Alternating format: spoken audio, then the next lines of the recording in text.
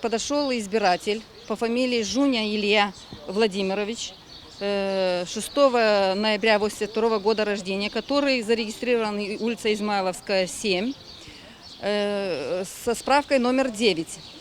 Его не могли нигде найти в списках, и он подошел к члену комиссии по дополнительным спискам. Его там зарегистрировали, выдали ему бюллетень, и он, не зайдя в кабинке, обошел урну, уже у двери мы его остановили вместе с бюллетенем в кармане.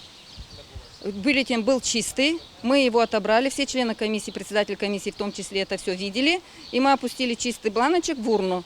К нам подошел избиратель, который прошел через базу данных, то есть он голосует на нашем участке. База данных это подтверждает. Члены комиссии стали его искать, соответственно, в списках, чтобы найти, для того, чтобы выдать ему бюллетень. В списках его найти не могли.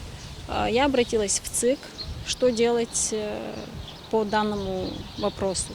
Мне сказали, его вносится, так как он проходит через базу данных, его вносят в дополнительные списки. Он подходит к члену участкового бюро, его вносят в дополнительный список, но он пришел с беременным паспортом, то есть вот эта форма, которая позволяет ему проголосовать. А в данном паспорте, данной форме, она была действительно до сентября месяца. Именно по этому поводу я созваниваюсь с ЦИКом, чтобы уточнить, мы что делаем, если форма данная действительно не на один день, а на такое время. Мы эту форму возвращаем или мы ее оставляем здесь.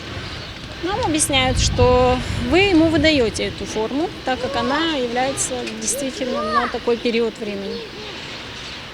Дальше этот молодой человек, во-первых, он был не в трезвом состоянии, начнем с этого. Значит, все это время он сидел на стуле все это время.